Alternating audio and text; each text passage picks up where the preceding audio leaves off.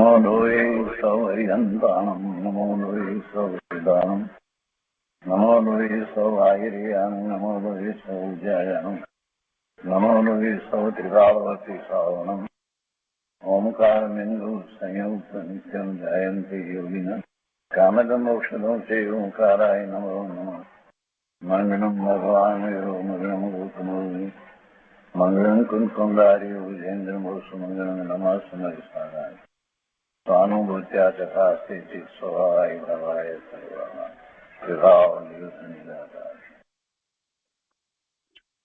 સ્વામી કાર્તિકેય અનુપ્રેક્ષા શુભચંદ્રાચાર્ય ભગવાનની ટીકા સહિત અને પંડિત જયચંદજી છાબડાના ભાવાર્થ ટીકા સહિત આપણે સ્વામી કાર્તિકેય અનુપ્રેક્ષાનો સ્વાધ્યાય કરી રહ્યા છીએ અને એમાંથી પૂજ્ય ગુરુદેવ કાંજી સ્વામી આપણને ઘણું અધ્યાત્મ સમજાવી રહ્યા છે. સંબર અધિકાર ચાલે છે. સંબર અનુપ્રેક્ષામાં 7 ગાથા દ્વારા એનું વર્ણન કરવામાં આવ્યું છે. ગાથા 95 થી શરૂ કરીને એમાં પહેલી ગાથા 95મી ગાથા આપણે કરી છે. આજે આગળ 96મી ગાથાથી સ્વાધ્યાય લઈએ એ પહેલા સહેજ પુનરાવર્તન કરીએ. 95મી ગાથામાં સંબર ના નામ કહેવામાં આવે. સંવરના નામ કોને સંવર કહેવાય? તો મેં એમ કહ્યું કે સમ્યક દર્શન, દેશ વ્રત, મહાવ્રત, કસાય જય તથા યોગનો અભાવ એ સંવરના નામ છે. અને એને પછી ભાવાર્થની અંદર સમજાવ્યા કે મિથ્યાત્વ જે આશ્રવ છે એ સમ્યક દર્શન થતા જાય છે. અવિમુક્તિ જે આશ્રવ છે તે દેશ વ્રત અને મહાવ્રત થતા જાય છે. પ્રમાદ જે છે એ 7મું ગુણસ્થાન જ્યારે આવે છે ત્યારે એ પ્રમાદ જાય છે. અને કષાય એ કષાયનો જે થાય છે 12મા ગુણસ્થાને ત્યારે એ કષાય જાય છે. અને 14મા ગુણસ્થાને યોગનો અભાવ થાય છે તો એમ યોગ જાય છે. એ પ્રમાણે બધી વાતને ત્યાં સ્પષ્ટ કરવામાં આવી. અને પછી એની પર પૂજ્ય ગુરુદેવ કાંજી સ્વામીએ જે વિસ્તાર કર્યો એ પણ આપણે ખૂબ સારી રીતે સમજ્યા છીએ. હવે આજે આગળ 96મી ગાથા લઈએ છીએ. ગુપ્તય સમિતિય ધર્મ અનુપ્રેક્ષા તથા ચ પરિસહજય અપી ઉત્કૃષ્ટમ ચારિત્રમ સંબર હેતવ વિશેષણ. ઉત્કૃષ્ટમ ચારિત્રમ સંબર હેતવ વિશેષેણ એટલે એને હવે જે 95મી ગાથામાં કહ્યું એને હવે વિસ્તાર કરી અને અહીંયા સમજાવે છે. સંબરનો ક્રમ તો કયો, કઈ રીતે સંબર થાય છે? કેમ કે જ્યારે આશ્રમનો ક્રમ કહેવામાં આવ્યો એટલે કે કર્મબંધનો ક્રમ કહેવામાં આવ્યો તો પછી એ કેવી રીતે જાય છે એ પણ એ જ ક્રમમાં હોય એ વાત આવી. હવે અહીંયા કહે છે વિશેષપણે કે અર્થની અંદર કહે છે કે કાય વચન મન એ 3 ગુપ્તિ, મન વાણી અને કાયાની ગુપ્તિ આપણે કહીએ છીએ તો પહેલી કાયની હોય, પછી વચનની હોય અને પછી મનની હોય. એટલે એમ કહે છે કે કાય વચન મન એ 3 ગુપ્તિ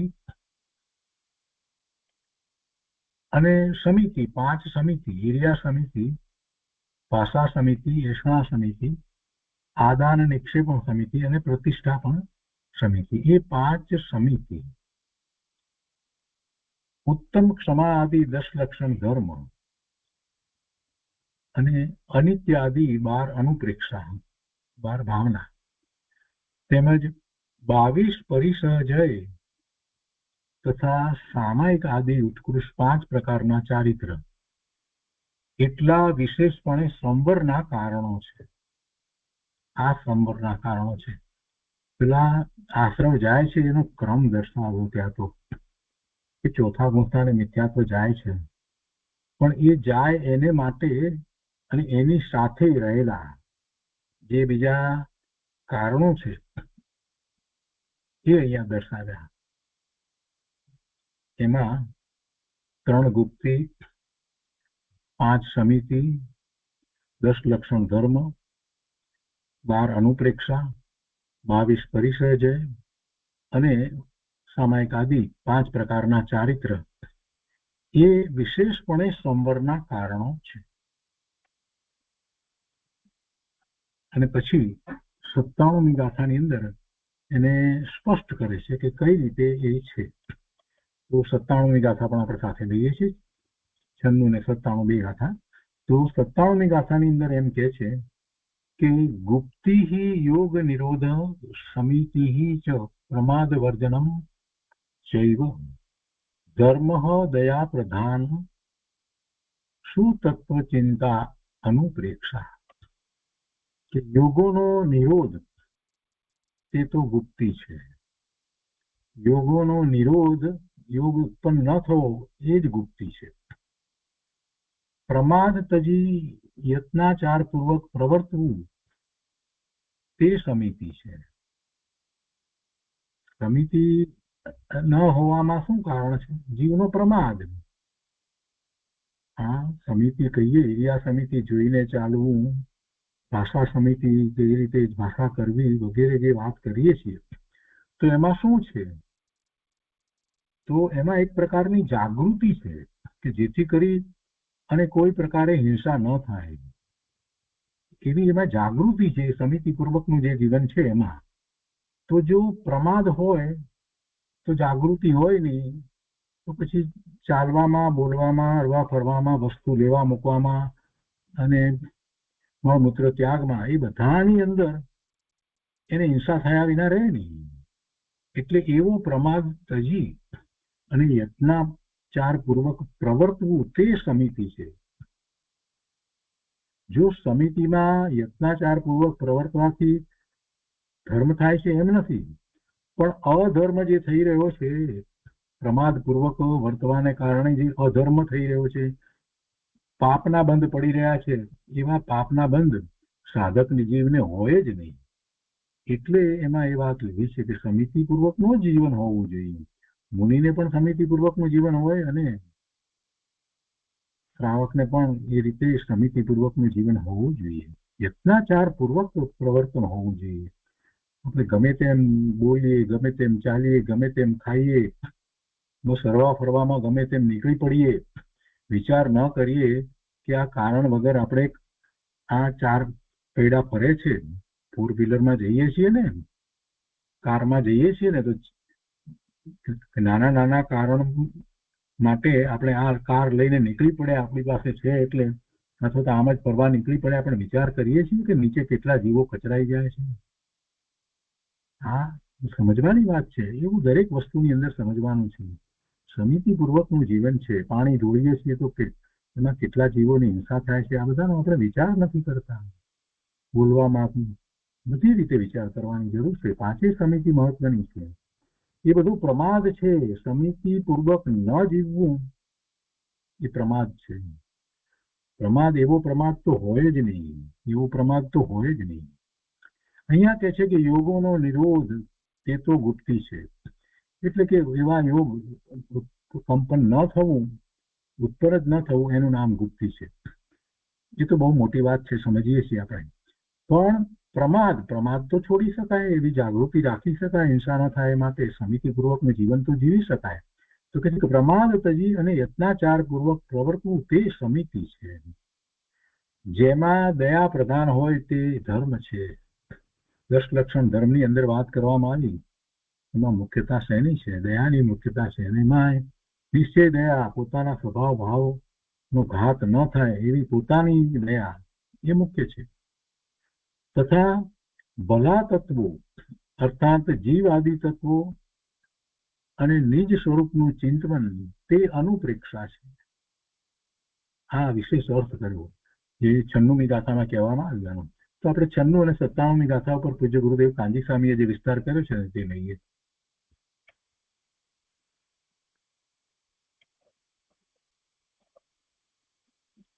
કાર્તિકેય અનુપ્રેક્ષા પ્રવચન ભાગ પહેલો, પાના નંબર 188 પર 96મી ગાથાનો વિસ્તાર કરતા પૂજ્ય ગુરુદેવ આપણને સમજાવે છે કે શરીરની ક્રિયાને હું રોકી શકું એમ માને તે તો મિથ્યા દ્રષ્ટિ છે. તેને કાય ગુપ્તિ હોતી નથી. જો પહેલી વાત લીધી ને, કાય ગુપ્તિ, વચન ગુપ્તિ ને મનોગુપ્તિ, એમ ત્રણ પહેલા આવે ને, તો કે કાય ગુપ્તિ એટલે શું? પોતે કઈ કાયાનું કરી શકે છે ખરું? પહેલા તો એ નિર્ણય કરે ને પછી કાય ગુપ્તિની વાત થાય.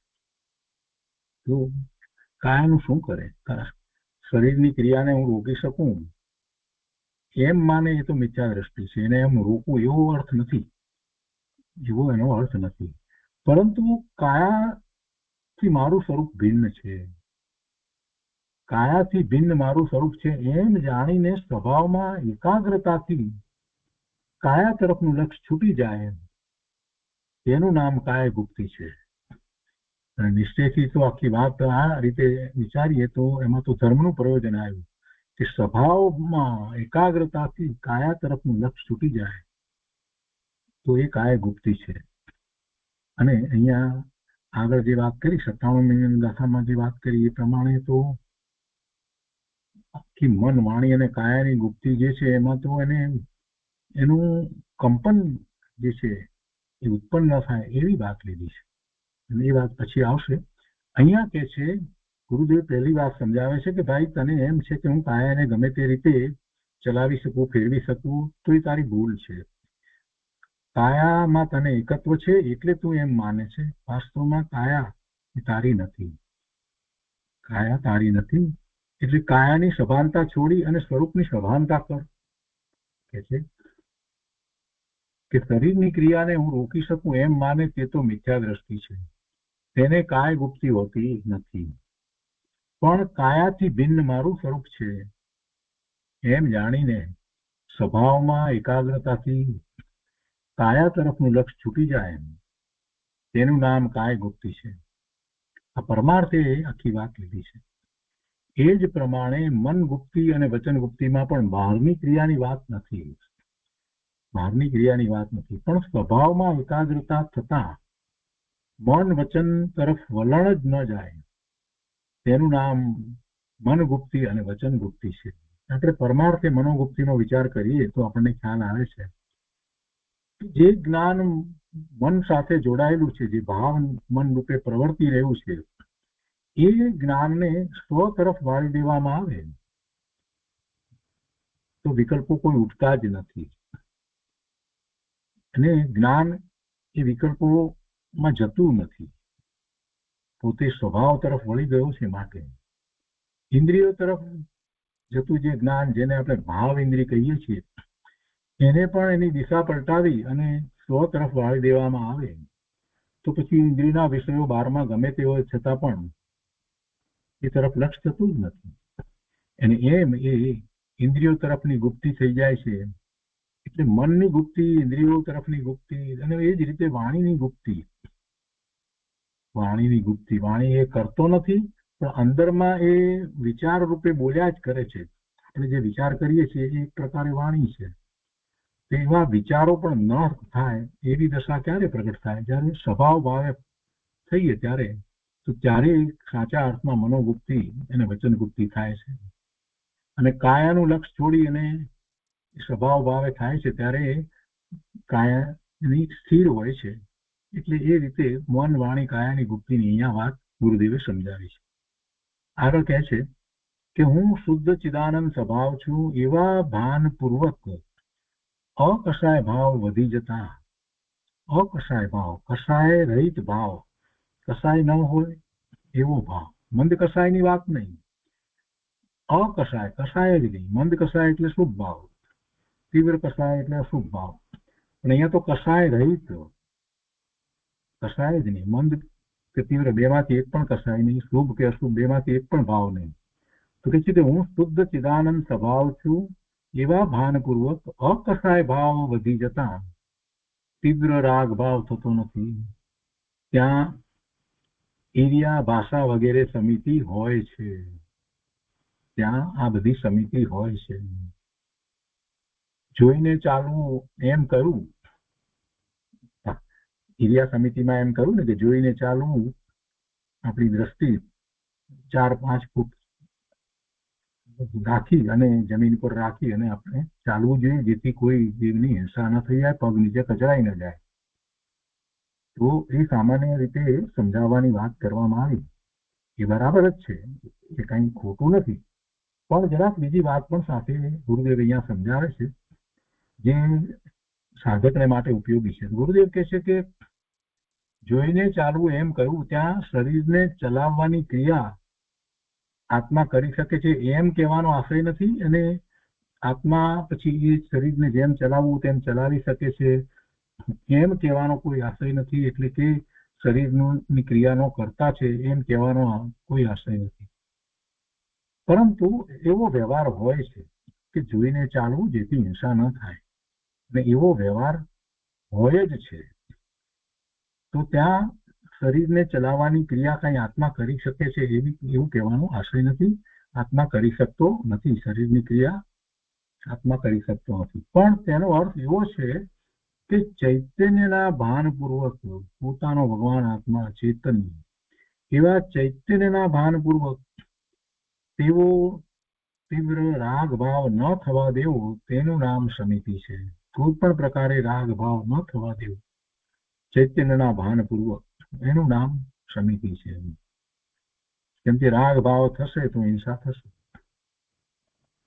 આગળ કહે છે કે હું ભાષા બોલું એવી જેની માન્યતા છે, અને હું કે મિષ્ટ ભાષા બોલું, કોઈને દુઃખ ન લાગે એવી ભાષા બોલું, વગેરે વગેરે જે કંઈ કહેવામાં આવે, તો એમાં એમ નથી કે હું ભાષા બોલી શકું છું. કેમ કે આ તો બધા વ્યવહારના કથન છે, કેવી ભાષા બોલવી એ બધી વાત જે છે.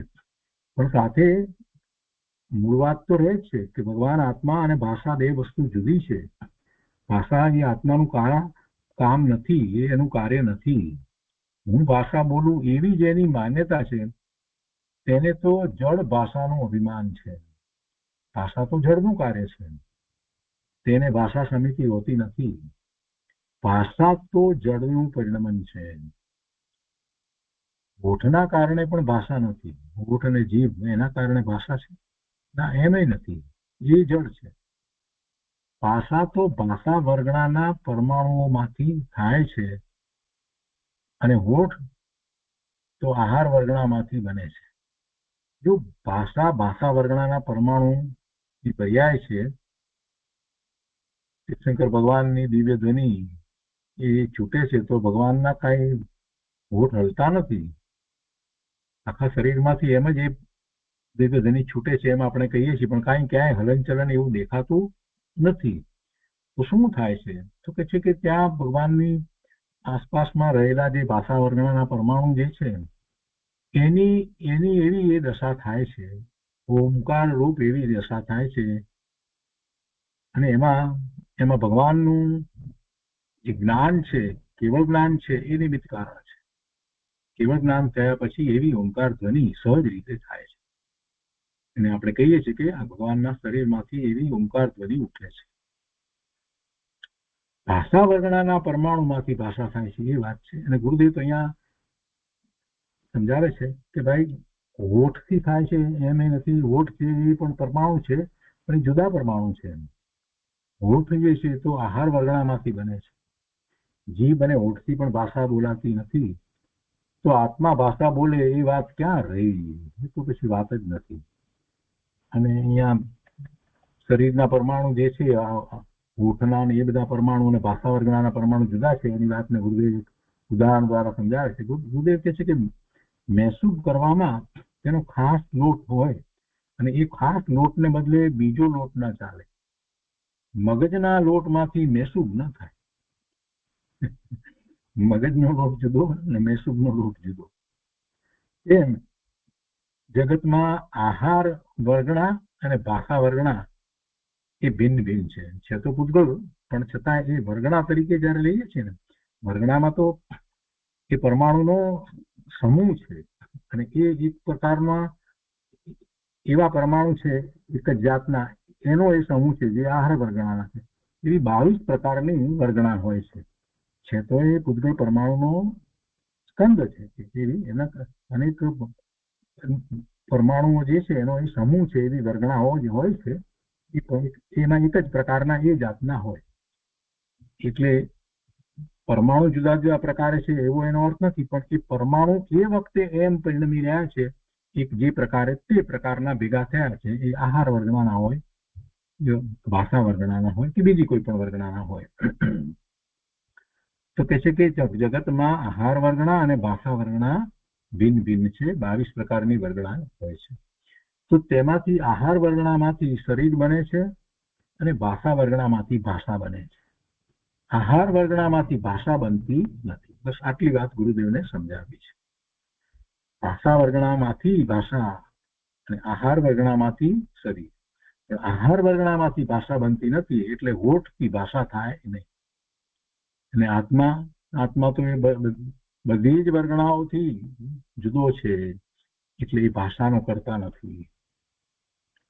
આગળ કહે છે કે આત્માના ભાન પૂર્વક અપ્રમાદ ભાવ રહે ને ભાષા વખતે પ્રમાદ ભાવ ન થાય, તેનું નામ ભાષા સમિતિ છે.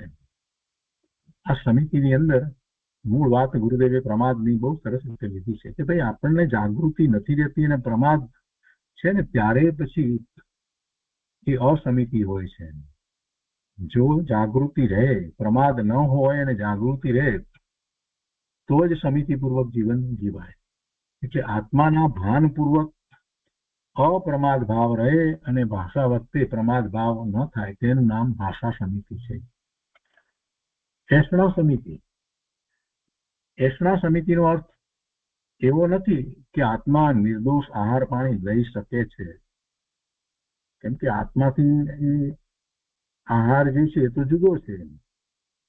છતાંય આપણે એમ કહીએ છીએ કે એષણા સમિતિ એટલે નિર્દોષ આહાર પાણી લેવા એવી સમિતિ, જેમાં હિંસા ન થાય એવી રીતે. તો એ એષણા સમિતિનો અર્થ નિશ્ચયથી તો શું છે? ગુરુદેવ સમજાવે છે કે એષણા સમિતિનો અર્થ એવો નથી કે આત્મા નિર્દોષ આહાર પાણી લઈ શકે છે, પણ આહાર વખતે આહારનો વૃદ્ધિભાવ ન થઈ જાય અને સ્વભાવની દ્રષ્ટિપૂર્વકની વિતરાગી સ્થિરતા ટકી રહે, તેનું નામ એષણા સમિતિ છે. કેમ કે આમે આત્મા ક્યાં આહાર લે છે? કોઈને પ્રશ્ન થાય કે જો આત્મા આહાર લેતો નથી, આત્મા ચાલતો નથી, આત્મા બોલતો નથી, તો પછી આ સમિતિની શું જરૂર છે? પણ ભાઈ તું એની સાથે રહ્યો છે કે નથી રહ્યો? જરાક વિચાર કરવાનો ને. એ શરીરમાં તું એકત્વ માને, આ શરીર મારું, હું બોલી શકું, હું ચાલી શકું, હું ખાઈ શકું, અને જયારે પછી વાત આવે સમિતિની ત્યારે તું પછી એમ છે કે એ બધું ક્યાં મારું છે? આત્મા ક્યાં એ કઈ કરે છે? આ મોટામાં મોટું એ મિથ્યાત્વ છે, મિથ્યાત્વનું પોષણ છે. નિશ્ચય આભાસી થઈ અને જાણી અને એ જીવ એવા મિથ્યાત્વના પોષણ જે કરે છે અને એવી જે દલીલ કરે છે એને તો અનંતભાવ થાય છે. એટલે એવો વિકલ્પ ન કરવો. અહીંયા કહ્યું કે આત્મા આહાર લઈ શકતો નથી, તો પછી આહાર ગમે તે આવે એમાં શું વાંધો છે? એમાં શું સમિતિની ક્યાં જરૂર? ક્યાં હું તો આત્મા છું, હું તો આહાર લેતો જ નથી. એમ ન હોય ભાઈ. એક બાજુ તું શરીર જે છે એનાથી ભિન્ન તો પડ્યો નથી. શરીરને પોતાનું માને છે, શરીરને સાચવવા માટે બધા પ્રયત્ન કરે છે, એવું ને એવું રાખવા માટે. જરાક શરીરમાં રોગ થાય તો દોડી જાય છે ડોક્ટર પાસે, વૈદ્ય પાસે. અને પાછો બીજી બાજુ જયારે આ સમિતિની વાત આવે ત્યારે પછી એમ કે છે કે શરીર ક્યાં મારું છે? હું ક્યાં આત્મા છું? હું તો આત્મા છું. આત્મા ક્યાં આહાર લે છે? એટલે ગમે તેમ ખોરાક લેવો. આત્મા શરીરને ક્યાં ચલાવે છે? એટલે ગમે તેમ શરીર તો ચાલે, એમાં શું થઈ ગયું? એટલે જીવની હિંસા થઈ જાય. ક્રિયા સમિતિમાં. પછી ભાષા સમિતિમાં હું ક્યાં ભાષા કરું છું? હું તો આત્મા છું, મારે ભાષાનો શું સંબંધ છે? તો ભાષા વર્ગણાનું કાર્ય છે, તો જેવી ભાષા થવાની હોય તેવી થાય. પછી આ રીતે ઊંધા જે અર્થ કરે છે ને એને તો અનંત ભાવ થાય છે. કેમ કે એક તરફ તો શરીરથી છૂટો પડ્યો નથી, શરીર સાથેનું એકત્વ છે, અને બીજી તરફ ધર્મના નામે જયારે પોતે પોતાની જાતને છેતરી રહ્યો છે તો એને કેટલો મોટો પાપનો બંધ થાય, મિથ્યાત્વનો કેટલો બંધ થાય. એટલે એ વાતને યાદ રાખવી, સમજમાં રાખવી કે આ વાત જે થઈ રહી છે વ્યવહારથી અને નિશ્ચયથી બંને રીતે અહીંયા વાત જે થઈ રહી છે એને એમ જ સમજવાની. તો શું કહે છે ગુરુદેવ કે સ્વભાવની દ્રષ્ટિપૂર્વક ની વિતરાગી સ્થિરતા ટકી રહે તેનું નામ એષણા સમિતિ છે. આહારની વૃદ્ધિનો ભાવ ન થઈ જાય અને આહાર લેતી વખતે અને સ્વભાવની દ્રષ્ટિપૂર્વકની વિતરાગી સ્થિરતા ટકી રહે તેનું નામ એષણા સમિતિ છે. તે વખતે સુગ્રાગ છે તે પુણ્ય આશ્રવ છે, તે કાંઈ સંવર નથી. એમાં સુભાવ હોય સાથે રહેલો તો એ પુણ્ય આશ્રવ છે. હવે એના પછીની સમિતિની વાત કરે છે આદાન નિક્ષેપણ સમિતિ. વસ્તુ લેવી મૂકવી એ માટે એમાં ધ્યાન ન રાખીએ તો સૂક્ષ્મ જીવોની હિંસા થાય. અને એ કઈ માત્ર સાધુઓ માટે છે એમ નથી. સાધુ જે છે કોઈ પણ વસ્તુ ક્યાંય પણ મૂકે છે, પોતે બેસે છે તો એ રજવાણથી એને ત્યાંથી જરાક સાફ કરી અને એટલે કોઈ જીવની હિંસા ન થાય એવી રીતે એ વસ્તુ પણ લે મૂકે છે, બેસે છે, કરે છે, બધું એ રીતે કરે છે. દિગંબરમાં મોરપીસ થી એ રીતે કરે છે જેથી કોઈ જીવની હિંસા ન થાય. તો આદાન નિક્ષેપણ સમિતિ એટલે શું?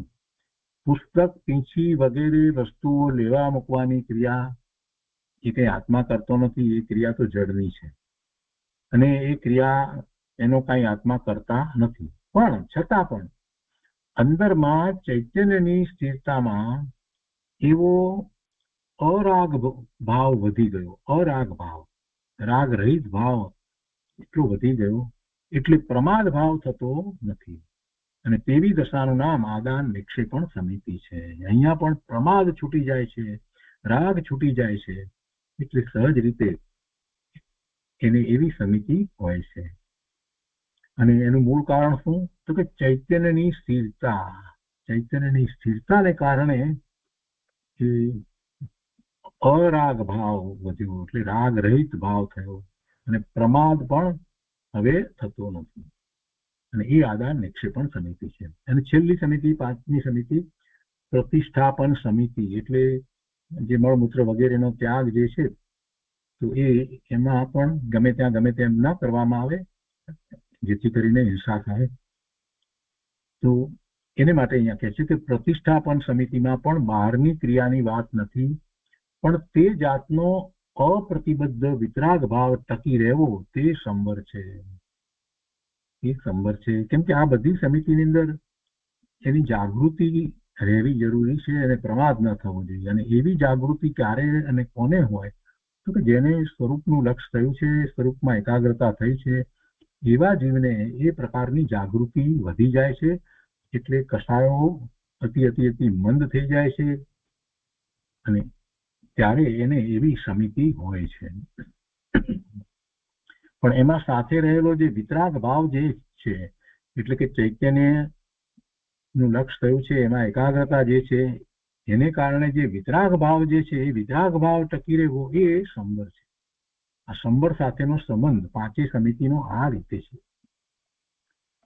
હવે આગળ કહે છે કે ઉત્તમ ક્ષમા વગેરે ધર્મ તથા વૈરાગ્ય ભાવનાઓનું ચિંતન તે પણ સંવરના કારણો છે. 22 પરિસહજય તે પણ સંવરનું કારણ છે. તો પરિસહજય એટલે શું? પરિસયનો જય કરવો એટલે શું? તો કે 12મા પ્રતિકૂળતાના પ્રસંગ વખતે પણ અંદર ચિદાનંદ સ્વભાવને સ્વજ્ઞેયપણે રાખીને શાંતિના અનુભવમાં એકાગ્ર રહેવું અને રાગ દ્વેષ થવા ન દેવો તેનું નામ પરિસહજય છે. ફરીથી વાંચીએ. 12મા પ્રતિકૂળતાના પ્રસંગ વખતે પણ અંદરમાં ચિદાનંદ સ્વભાવને સ્વજ્ઞેયપણે રાખીને શાંતિના અનુભવમાં એકાગ્ર થવું, એકાગ્ર રહેવું અને રાગ દ્વેષ થવા ન દેવો તેનું નામ પરિસહજય છે. તેમજ સામાયિક વગેરે 5 પ્રકારના ઉત્કૃષ્ટ ચારિત્ર તે પણ સંવરના કારણો છે. છેદોપ, સ્થાપના અને યથાખ્યાત ચારિત્ર વગેરે 5 આપણે પહેલા કર્યા છે. તો કહે છે કે એ 5 પ્રકારના ઉત્કૃષ્ટ ચારિત્ર છે તે પણ સંવરના કારણો છે. ને હવે આગળ ગુપ્તિ વગેરેનો અર્થ કહે છે 97મી ગાથાની અંદર. 97મી ગાથાના ઉપર વિસ્તાર કરતા પૂજ્ય ગુરુદેવ સમજાવે છે કે જેમાં દયા પ્રધાન હોય તે ધર્મ છે. જેમાં દયા પ્રધાન હોય તે ધર્મ છે. એટલે જૈન ધર્મની અંદર અહિંસા પરમો ધર્મ એમ કહેવામાં આવ્યું છે. કોઈ હિંસા નહીં. અને એનો સામાન્ય અર્થ વ્યવહારથી જે કરવામાં આવે છે એટલે કે બીજા જીવોની હિંસા ન કરવી, એવી હિંસા જે છે એનો પોતે ત્યાગ કરવો અને એની અનુમોદના પણ ન કરવી, અને એવી હિંસા કરાવવી પણ નહીં, કરવી નહીં, કરાવવી નહીં અને અનુમોદવી નહીં, એમ લેવામાં આવે છે. પણ પરમાર્થે તો બીજા અન્ય જીવની હિંસાની વાત જે છે એ તો બરાબર છે. વ્યવહારથી એમ કહેવાય. વાસ્તવમાં કોઈ જીવને મારી શકતો તો નથી, પણ એને એવો ભાવ થાય અથવા તો કોઈની હિંસા કરતું હોય તો ભલે કરે એવો પણ વિકલ્પ આવે, અથવા તો કોઈને હિંસા કરવા માટે પ્રેરે, તો એ બધું તો એને હોય જ નહીં. એ તો પાપનો ભાવ છે. એ તો પાપનો ભાવ છે. પણ જ્યારે એમ અહિંસા પરમો ધર્મ, પરમ ધર્મ જ્યારે કહેવામાં આવે તો પરમ ધર્મ કેવી રીતે થાય? આમાં તો એને પાપ રોકાય. આમાં તો એને પાપ રોકાય. અહિંસાને કારણે પરમ ધર્મ કેવી રીતે થાય? જીવની હિંસા ન કરે તો શું થાય? પાપ ન થાય જ ને. પણ અહીંયા તો આત્માની પ્રાપ્તિ, સ્વરૂપની પ્રાપ્તિ, સિદ્ધ દશાની પ્રાપ્તિ જે કરવી છે એ કેવી રીતે થાય? એટલે લોકો વિચાર નથી કરતા. અહિંસા પરમો ધર્મ, જૈન ધર્મ, બસ આમ બોલ્યા કરે છે, પણ વિચારે નથી કે એમાં સિદ્ધ કેવી રીતે થવાનો હતો, એ કેવળ જ્ઞાન કેવી રીતે પ્રગટ કરવાનો હતો. ધારો કે કોઈ પણ પ્રકારની હિંસાને રોકે તો પણ શું થઈ ગયું? વાસ્તવમાં તો આમે એ કોઈને મારી શકતો જ નથી. કોઈના આયુષ્ય એ પોતે લઈ શકે છે? કોઈને આયુષ્ય આપી શકતો નથી, કોઈનું આયુષ્ય લઈ શકતો નથી. તો પછી તો અહિંસા પરમો ધર્મ જે જૈન દર્શનનો સિદ્ધાંત જે કહેવામાં આવ્યો છે, એ પોતાનો સ્વભાવ, એ સ્વભાવનો ઘાત ન થવો, એ સ્વભાવનો ઘાત એ મોટામાં મોટી હિંસા છે. તો એ પોતાના સ્વભાવનો ઘાત ન થવો એ અહિંસા પરમો ધર્મ છે. પોતે સ્વભાવ ભાવે જ રહેવો જોઈએ. પોતાનો જ્ઞાન આનંદનો સ્વભાવ જે છે એવા સ્વભાવથી ચ્યુત ન થાય ત્યારે ખરેખર એને અહિંસા પરમો ધર્મ છે. અને એવું ક્યારે થાય? કેવળ જ્ઞાન થાય ત્યારે સ્વભાવમાં સ્થિર થઈ જાય તો સ્વભાવ ભાવનો સહેજ પણ ઘાત થાય નહીં. એ વખતે 13મું ગુણસ્થાન હોય, ચારે ઘાતી કર્મોનો ક્ષય થયો હોય, એના નિમિત્ત કારણ પણ રહ્યા ન હોય, એટલે સ્વભાવ ભાવે સ્થિર થઈ ગયા હોય એવા અરિયંત પરમાત્મા જે છે એમને સર્વોત્કૃષ્ટ એ રીતે અહિંસા પરમો ધર્મ છે. અને એ અહિંસા પરમો ધર્મ કહેવામાં આવ્યો છે. એટલે અહીંયા ગુરુદેવ કહે છે કે જેમાં દયા પ્રધાન હોય તે ધર્મ છે. એમાં દયા પ્રધાન છે, એમાં દયા મુખ્ય છે. પોતાના સ્વભાવ ભાવની દયા એ મુખ્ય છે. ગુરુદેવ કહે છે કે પોતાના આત્માની દયા પણ સાથે જ આવી. પોતાના આત્માની દયા કઈ રીતે પડાય? પોતાના આત્માની દયા પાળવી કેવી રીતે હોય? સ્વભાવ ભાવની દયા પાળવી કેવી રીતે? કે અજ્ઞાન અને રાગ દ્વેષથી આત્માને દુઃખ થાય છે. શા માટે દયા પાળવી? કે આત્માને દુઃખ અનુભવ જે થાય છે કેમ થાય છે? સ્વભાવ ભાવની હિંસા થાય એટલે કે વિભાવ ભાવે થાય. તો વિભાવ ભાવે થાય છે એટલે એને દુઃખ થાય છે. અને વિભાવ ભાવે એ કેવી રીતે થાય છે? તો કે છે કે અજ્ઞાન અને રાગ દ્વેષથી એ વિભાવ ભાવે પરિણમે છે, એટલે દુઃખી છે. એટલે આત્માને દુઃખ થાય છે. તો તેને ચૈતન્ય સ્વભાવનું ભાન અને વિતરાગતા કરી અને બચાવવું, તેનું નામ આત્માની દયા છે. કેવી રીતે સ્વભાવ ભાવની હિંસા ન થવા દેવી? કેવી રીતે પોતાની દયા પાળવી? તો કે ચૈતન્ય સ્વભાવનું ભાન કરી અને વિતરાગતા દ્વારા, ચૈતન્ય સ્વભાવનું ભાન કરે એટલે એના પરિણામ જે થાય વિતરાગી પરિણામ થાય. એમ કરતા એ પોતે પોતાને બચાવે છે. પોતાની સ્વની હિંસા થવા દેતો નથી, સ્વભાવ ભાવની હિંસા થવા દેતો નથી. સ્વભાવ ભાવને બચાવે છે. તેનું નામ આત્માની દયા છે. આત્મામાં રાગ આદિ ભાવો થાય તે હિંસા છે. રાગ આદિ ભાવો આત્માને થાય તો એના સ્વભાવ ભાવનો ઘાત છે. રાગ આદિ ભાવો આત્માને હોય નહીં. આત્માનો તો એકમાત્ર શુદ્ધ ભાવ, ચૈતન્ય ભાવ, જ્ઞાન ભાવ, એમાં વળી આ રાગ આદિના ભાવો એ તો એના સ્વભાવ ભાવની હિંસા છે. અને રાગ આદિ ભાવો ઉત્પન્ન ન થાય તેનું નામ દયા છે. અહો શાંતિ મૂર્તિ આત્મા છે એનું ભાન કરીને તેમાં ઠરવું તેનું નામ આત્માની દયા છે. ગુરુદેવ કહે છે કે સિંહ દેખીને ભાગે તેમાં તો દેશ અને ભય છે, બંને છે. ભય પણ છે અને દેશ પણ છે. એ કઈ પોતાની દયા ના કહેવાય. કોઈ એમ કે અમે સિંહને જોઈ અને ભાગ્યા, અમે અમારી દયા પાળી. એમાં ભાઈ તે તારી દયા શું પાળી? એમાં તો દ્વેષ અને ભય છે. તારા સ્વભાવ ભાવનો તો ઘાત થઈ રહ્યો છે. તારી દયા એટલે પહેલા તો તું નિર્ણય તો કર કે તું કોણ છો, ભગવાન આત્મા છો, અને એની દયા કેવી રીતે પડાય? તો ભગવાન આત્માના ભાવનો ઘાત ન થાય. પોતે ભગવાન આત્મા, એનો ભાવ કેવો હોય? તો એના જેવા ગુણ છે એવો એનો ભાવ હોય. કોઈ પણ દ્રવ્યનો ભાવ કેવો હોય? તો કે એનામાં રહેલા ગુણ પ્રમાણે ભાવ હોય. તો આત્મા ચેતન ભગવાન એનો ભાવ કેવો હોય? ચેતનાનો એનો ભાવ છે, આનંદનો એનો ભાવ છે, શાંતિનો એનો ભાવ છે, સુખનો એનો ભાવ છે. એ ભાવનો કોઈ રીતે ઘાત ન થાય. એ ભાવનો ઘાત ન થાય એટલે શું? તો કે બીજા ભાવે, વિકારી ભાવે થાય નહીં, વિભાવ ભાવે થાય નહીં, તો એના ભાવનો ઘાત ન થાય. કેમ કે એ તો ભવન અંદર ચાલી જ રહ્યું છે. પણ આ પોતે પોતાના ઉપયોગને બહાર લઈ જઈ અને વિભાવ ભાવે, વિકારી ભાવે થાય છે ને, એટલે તો પોતાના ભાવનો ઘાત થઈ રહ્યો છે. અહીંયા કહે છે કે સમ્યક તત્વોનું ચિંતન તે અનુપ્રેક્ષા છે. 12 અનુપ્રેક્ષાની પણ વાત લીધી છે ને, એટલે કે સમ્યક તત્વોનું ચિંતન તે અનુપ્રેક્ષા છે.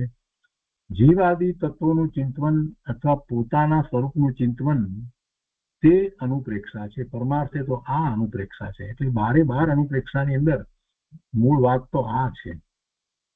વિતરાગે કહેલા તત્વો તે જ શું તત્વો છે? અજ્ઞાનીઓએ કલ્પેલા તત્વો તો કુતત્વો છે. વિતરાગે કહેલા તત્વોને જાણીને તેના વિચાર કરે અથવા સ્વરૂપનું ચિંતન કરે, તેમાં જેટલી રાગ રહિત દશા થાય તેનું નામ સંવર છે. એનું નામ સંવર છે. હવે એના પછી પરિસર્જયની વાત કરે છે 98મી ગાથાની અંદર. તો આપણે 98મી ગાથા લઈએ.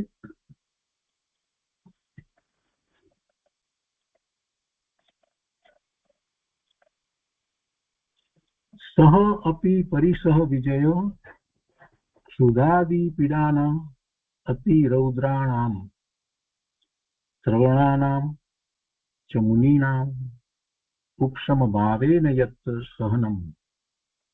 એના અર્થમાં કહે છે કે અતિ રૌદ્ર ભયાનક ક્ષુધા આદિ પીડાને ઉપશમ ભાવ અર્થાત વિતરાગ ભાવ વડે સહવી તે જ્ઞાની જે મહામુનિ છે તેમને પરિસહોનો જય કર્યો કહે છે. મહામુનિઓ એવા પરિસહોનો જય કરે છે. પરિસહ અને ઉપસર્ગ 2 નો જય કરે છે. એમાં પરિસહ કોઈ કરતું નથી, ઉપસર્ગ બીજું કોઈ કરે છે એ ઉપસર્ગ આપણે કહીએ છીએ. કે જેમ કે હિંસક પ્રાણીઓ જે છે અથવા તો જંગલી મનુષ્યો વગેરે એવા મુનિઓને જંગલની અંદર ઉપસર્ગ કરતા હોય છે, હેરાન પરેશાન કરે, એમની ઉપર ઉપસર્ગ કરે.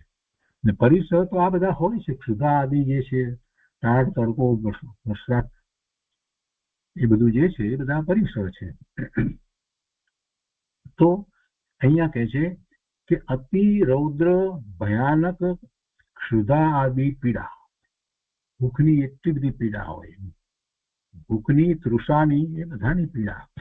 તો એ પીડાને જીદપૂર્વક નહીં, હઠપૂર્વક નહીં, પરંતુ ઉપશમ ભાવ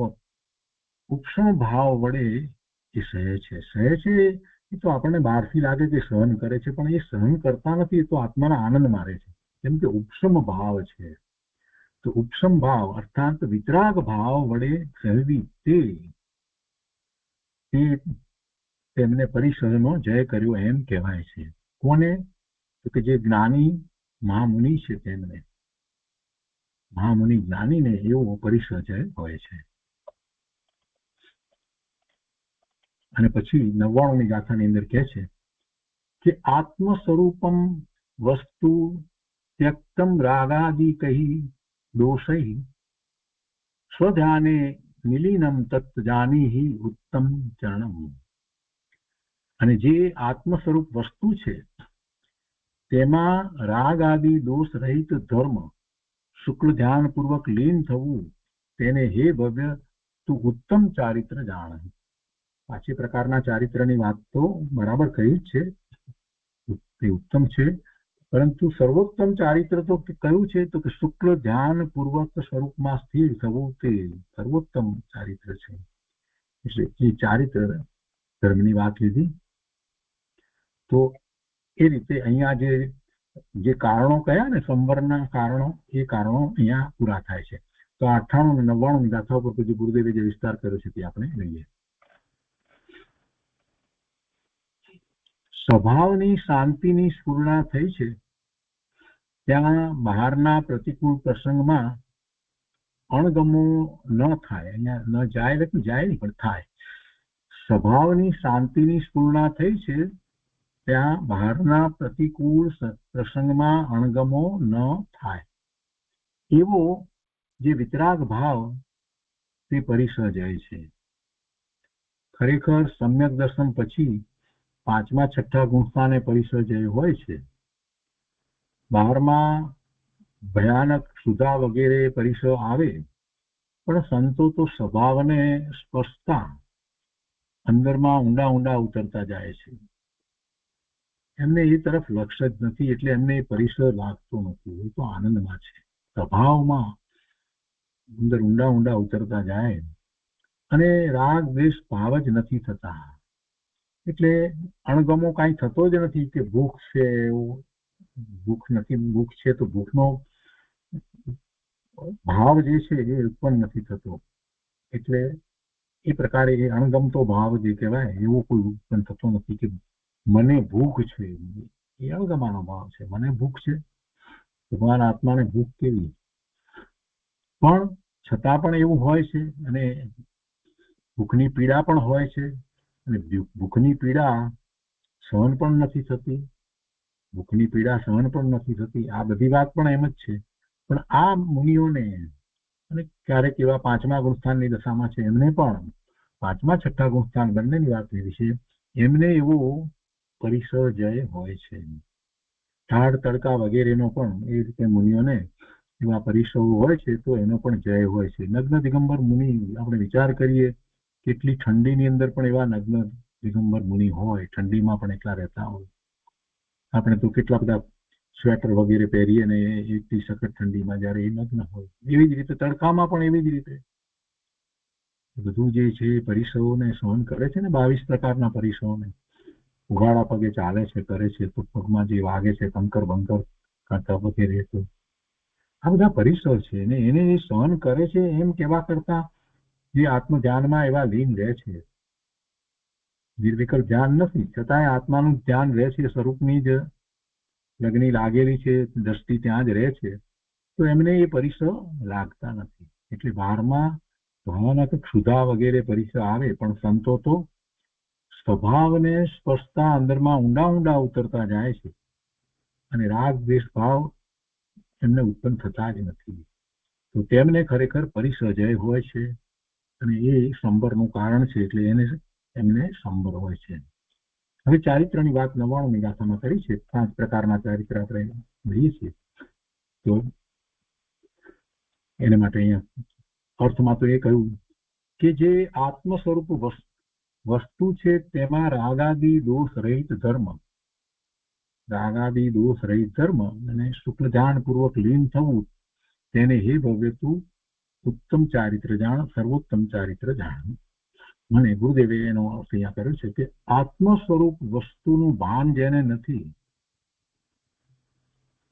આત્મ સ્વરૂપ વસ્તુનું ભાન જેને નથી, તેને આવું ચારિત્ર ક્યાંથી હોય?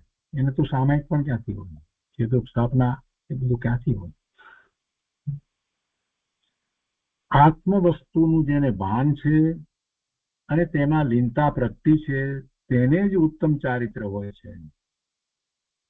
આત્મવસ્તુનું જેને ભાન છે અને એમાં સ્વરૂપમાં જેને વિશેષ એકાગ્રતા થાય છે એને જ એવું ઉત્તમ ચારિત્ર હોય છે. બહારના ક્રિયાકાંડ કે વ્રત આદિના શુભ પરિણામ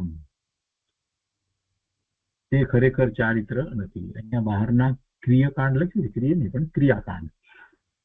બહારના ક્રિયાકાંડ કે વ્રત આદિના શુભ પરિણામ તે ખરેખર ચારિત્ર નથી.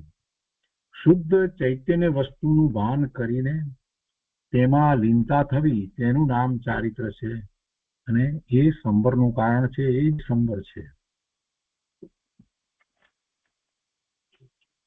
તે પછીના દિવસે સુદ પંચમીનો દિવસ છે, તો એ ઉપર પૂજ્ય ગુરુદેવ કાંજી સ્વામીએ જે વ્યાખ્યાન આપ્યું છે એ અત્યારે આપણે નથી લેતા, એ આપણે આવતા સ્વાધ્યાયમાં લઈશું આજે.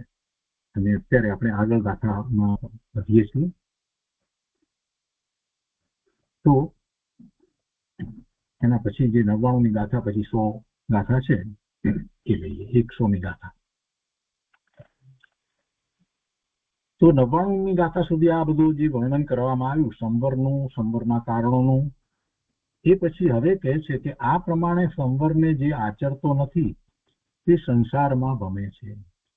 જે સંવરને આચરતો નથી એને આશરો થાય છે, એને બંધ પડે છે તો સંસારમાં ભ્રમણ કરે છે. તો 100મી ગાથાની અંદર એ વાત કરે છે કે એતાન સંવર હેતુન વિચારયન અપિય ન આચરતી સ ભ્રમતી ચિરમ કાલમ સંસારે દુઃખ સંતપ્ત. અને પછી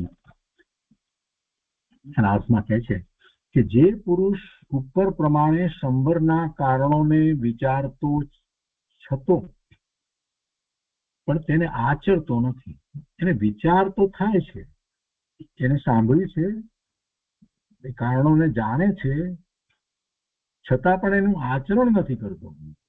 જે જીવ, અહીંયા પુરુષ એટલે જીવ, કોઈ પણ જીવને માટે વાત છે, જે પુરુષ ઉપર પ્રમાણે સંવરના કારણોને વિચારતો છતો પણ તેને આચરતો નથી, તે દુઃખોથી તપ્તમાન થતો થકો ઘણા કાળ સુધી સંસારમાં ભ્રમણ કરે છે. અને પછી છેલ્લી ગાથાની અંદર કહે છે, હવે કહે છે કે કેવા પુરુષને સંવર થાય છે. 101મી ગાથા, છેલ્લી ગાથા. એમાં કહે છે કે ય પુનઃ વિષય વિરક્ત આત્માનં સર્વદા અપી સંવૃણોતિ મનોહર વિષયેભ્ય તસ્ય સ્ફુટમ સંવરઃ ભવતિ. એટલે એના અર્થમાં કહે છે કે જે મુનિ ઇન્દ્રિયોના વિષયોથી વિરક્ત થયો થકો મનને પ્યારા જે વિષયો તેમનાથી આત્માને સદાય નિશ્ચયથી સંવર રૂપ કરે છે તેને પ્રગટપણે સંવર થાય છે. શું કહે છે કે જે મુનિ ઇન્દ્રિયોના વિષયોથી વિરક્ત થયો થકો, ઇન્દ્રિયોના વિષયથી તો વિરક્ત થયા છે મુનિરાય, અને મનને જે સારા લાગતા, મનને પ્યારા જે વિષયો તેમનાથી આત્માને સદાય નિશ્ચયથી સંવર રૂપ કરે છે. એટલે કે એવા મનને પ્યારા લાગતા વિષયો જે છે એને કારણે તો એને આશરો થાય છે, તો એનો અભાવ કરે છે, એટલે એનાથી સદાય એ સંવર રૂપ કરે છે, તો તેને પ્રગટપણે સંવર થાય છે. ભાવાર્થમાં કહે છે કે મનને ઇન્દ્રિય વિષયોથી રોકી પોતાના શુદ્ધ સ્વરૂપમાં રમાડે તેને સંવર થાય છે. કેમ કે બધી વાત આખી જે છે એમાં મન જ છે ને. સંગની થયા છીએ આપણે, વિચારો કરીએ છીએ અનેક પ્રકારે, અને એવા વિચારોને વિકલ્પોની સાથે રહેલા આપણા ભાવ જે છે એ જ આશરો છે. કેમ કે એમાં આત્માનું લક્ષ તો છે નહીં, બહારમાં પરનું લક્ષ છે. એટલે મન જે છે એ મુખ્ય વસ્તુ છે, અને મન અને ઇન્દ્રિયો એના વિષયો. તો મનને ઇન્દ્રિય વિષયોથી રોકીને, કેમ કે વધારે તો ઇન્દ્રિયના વિષય સાથે મન જાય છે, અને કેટલીક વસ્તુ એને ભોગવેલા ભોગ એના સ્મરણમાં જાય છે મન. તો એ મનને એ રીતે જયારે પોતે રોકે છે એ વિષયોથી અને વિષયોની સ્મૃતિથી, તો ક્યાં જાય મન પછી? તો મન ક્યાં જાય? મનમાં કંઈક તો ચાલવાનું. તો કે ભાઈ મન સાથે જોડાયેલું જ્ઞાન જે છે, જેને આપણે શ્રુત જ્ઞાન કહીએ છીએ, એને સ્વ તરફ વાળી દે છે. ઇન્દ્રિયો તરફ જતું જ્ઞાન જે છે એને મતિ જ્ઞાન કહીએ છીએ, તો એને સ્વ તરફ વાળી દે છે. એટલે મતિશ્રુત જ્ઞાનને સ્વ તરફ વાળે છે. ત્યારે એ મનને અને ઇન્દ્રિય વિષયોથી મનને અને ઇન્દ્રિય રોકે છે. કેમ કે મતિ જ્ઞાનમાં પણ મન છે, શ્રુત જ્ઞાનમાં પણ મન છે, એટલે બંનેમાં મન તો રહેલું છે. તો એવા મનને એ વિષયોથી રોકવું, એનો અર્થ એ થયો કે મતિ શુદ્ધ જ્ઞાનને સ્વ તરફ વાળવા. તો એમ એ પોતાના શુદ્ધ સ્વરૂપ તરફ વળી જાય છે. એટલે જ્ઞાન સ્વ તરફ વળી છે. ત્યારે હવે શું છે? તો કે સ્વરૂપમાં હવે એ રમણતા કરે છે. મનને ઇન્દ્રિય વિષયોથી રોકી પોતાના શુદ્ધ સ્વરૂપમાં રમાડે, તેને સંવર થાય છે. મન કઈ શુદ્ધ સ્વરૂપમાં રમતું નથી, પણ કહેવાનો આશય એ છે કે પછી જ્ઞાન જે છે તે શુદ્ધ સ્વરૂપમાં રહે છે, ત્યારે એને સંવર થાય છે. અને પછી પંડિતજી દોહરો પણ લખ્યો છે, ગુપ્તિ સમિતિ વૃષ ભાવના જૈન પરિસહકાર ચારિત ધારે સંગ તજી સો મુનિ સંવર ધાર એથી સંવર અનુપ્રેક્ષા સમાપ્ત. તો આ બે ગાથાઓ જે છે, ગાથા 100 અને ગાથા 101, અને તે પછીનો આ દોહરો, એની પર પૂજ્ય ગુરુદેવ કાંજી સ્વામીએ જે વિસ્તાર કર્યો છે તે આપણે આગળ લઈએ. તો 100મી ગાથા ઉપર ગુરુદેવ કહે છે કે આત્મજ્ઞાન ઉપરાંત અંદરમાં વિતરાગી ચારિત્ર હોય તેને જ મુનિપણું હોય છે. આત્મજ્ઞાન વિના મુનિપણું હોતું નથી. આત્મજ્ઞાન ત્યાં મુનિપણું, એમ કૃપાળુદેવ શ્રીમદ રાજચંદ્રજીએ કહ્યું છે. પણ તેમાં એવો આશય સમજવો કે આત્મજ્ઞાન વગર મુનિપણું હોય નહીં. આત્મજ્ઞાન ત્યાં મુનિપણું એમ કહ્યું એટલે એનો અર્થ આમ સમજવાનો છે. કૃપાળુદેવે જે કહ્યું છે તે એનો અર્થ એમ સમજવો કે આત્મજ્ઞાન વગર મુનિપણું હોય નહીં, એમ કહેવાનો આશય તો છે. ગૃહસ્થને આત્મજ્ઞાન હોય પણ મુનિ દશા ન હોય, એટલે અપેક્ષાથી આખી વાત છે. ઘરમાં બેઠો હોય અને 6ઠા 7મા ગુણસ્થાને ઝૂલતો હોય એમ બને નહીં. ઘરમાં બેઠો હોય અને 6ઠા 7મા ગુણસ્થાને હોય એમ બને નહીં. મુનિ દશા જ હોય. 6ઠું 7મું ગુણસ્થાન ક્યાંથી આવે? આત્માની વિતરાગી શ્રદ્ધા જ્ઞાન રમણતાને જે આચરતો નથી તે જીવ 4 ગતિના દુઃખ ભોગવતો થકો સંસારમાં પરિભ્રમણ કરે છે. આત્માની વિતરાગી શ્રદ્ધા જ્ઞાન રમણતા, એવા આચરણ થવું જોઈએ. એ નથી તો પછી આશ્રવ થશે, બંધ પડશે અને ભવના ભ્રમણ થશે. ચૈતન્યના ભાન સહિત ચારિત્ર દશા થવી જોઈએ. અને એવી ચારિત્ર દશા થાય, એમાં પછી મુનિ દશા છે, એમાં પછી આ 7મા ગુણસ્થાનની દશા થાય, અને પછી જે આગળ વધી અને એવો પુરુષાર્થ કરી શકે છે જેમાં શુક્લ ધ્યાન થાય અને પછી કેવળ જ્ઞાન પ્રગટ કરે. એટલે ગુરુદેવ કહે છે કે ચૈતન્યના ભાન સહિત ચારિત્ર દશા વગર મોક્ષ થાય નહીં. એટલે જેને ચૈતન્યનું ભાન નથી અને બહારમાં ચારિત્ર લઈ લીધો છે એને કઈ કેવળ જ્ઞાન થતું નથી. સમ્યક દર્શન પછી પણ, સમ્યક દર્શન છે એટલે ચૈતન્યનું ભાન તો છે, એટલે કે સમ્યક દર્શન પછી પણ અંદરમાં લીન થઈને જે વિરક્ત દશા પ્રગટે તેને 1-2 ભાવમાં મુક્તિ થઈ જાય છે. વર્તમાનમાં એટલી શક્તિ ન હોય તો મુનિ દશા એ ન અંગીકાર કરી શકે. માત્ર સમ્યક દર્શન હોય એને તો પણ એને વધુ ભાવ ન થાય. અહીંયા કહે છે કે શક્તિ ન હોય તો મુનિ દશાની ભાવના રાખવી, કેમ કે છેવટે તો એ જ છે. મુનિ દશાની અંદર જ આગળ ચારિત્રમાં આગળ વધાય છે. પણ મુનિપણું બીજી રીતે ન માનવું, એમાં છૂટછાટો મુનિપણામાં માનવી નહીં. અને એ પછી 101 ગાથાની વિસ્તાર કરતા ગુરુદેવ કહે છે કે સમ્યક દ્રષ્ટિ જે ઇન્દ્રિય વિષયોનો ત્યાગી ન હોય તેને હજી રાગ હોય છે. ચોથું ગુણ સ્થાન આવ્યું હોય ત્યારે ઇન્દ્રિયના બધા વિષયોનો એને એ રીતે ત્યાગ ન થયો હોય, શ્રદ્ધામાં ત્યાગ વર્તે, એ વિષયો એ આત્માના નથી, આત્માને એનાથી લાભ નથી એમ શ્રદ્ધામાં તો હોય, છતાં પણ હજી એનો ત્યાગ ન હોય તો તેને હજી રાગ હોય છે. તો તેને વિષયોમાં સુખ બુદ્ધિ તો હોતી નથી. શ્રદ્ધા તો બરાબર જ છે, એને રાગ છે, છતાં પણ વિષયમાં સુખ બુદ્ધિ હોતી નથી. પણ હજી અવિરતિનો રાગ ચોથા ગુણસ્થાને એને હોય છે. અવિરતિપણું છે એવો રાગ છે.